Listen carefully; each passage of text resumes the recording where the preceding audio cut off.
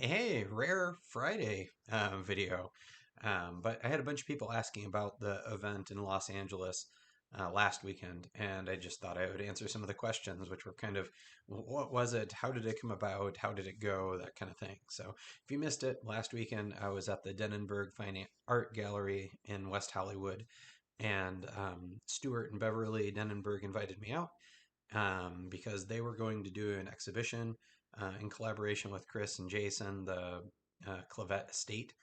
And then I was invited to come and read and talk about the book. So, um, how it came about, I mean, really, I stumbled into writing a book about Clivette because I was reading old newspapers and found this article, and then my curiosity just kind of continued to push me along until I connected with Chris, who's one of the surviving family members and now controls the estate of Clivette.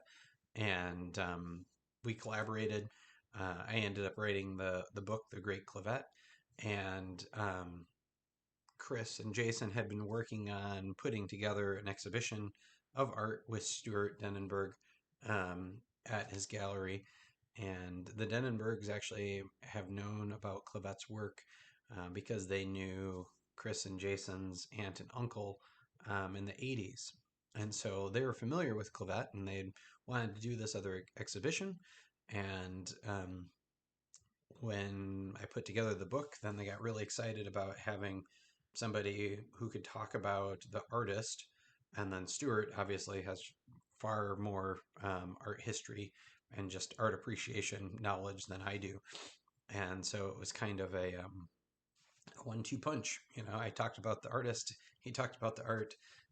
There's beautiful art all around us, and people could buy paintings and ask questions and sign books and that kind of stuff, or ask for books to be signed and that kind of thing.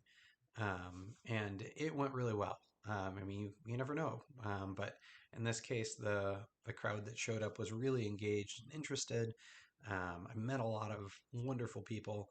I got to do things like hike Runyon, and but then also went to like a birthday party and met more people, other authors and other artists, and just people in the community. And it's always really inspiring for me to be around creative people and people who support creative people.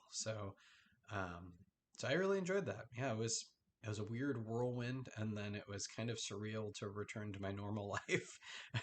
but but thanks for asking.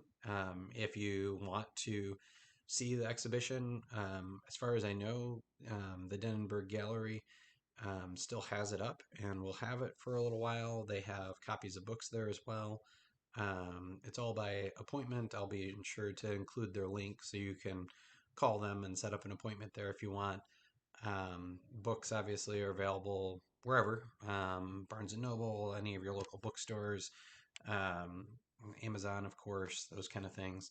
And if you actually made it to the end of the video, which I know most people don't, little piece of information. I haven't formally announced anywhere else, but there will be an audiobook of The Great Clivette coming out next year, so 2024.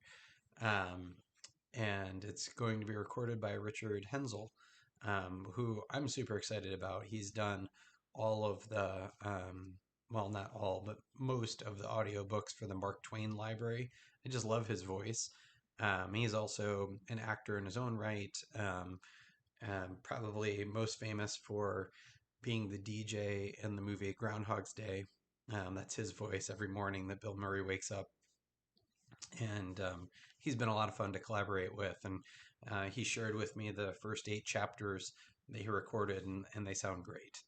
So anyway, that's that. If you have other questions, shoot them my way. Obviously, you can always check out the webpage, michaelmcbride.com, sign up for the newsletter, all those things. And yeah, have a great holiday season, and I'll see you in the new year.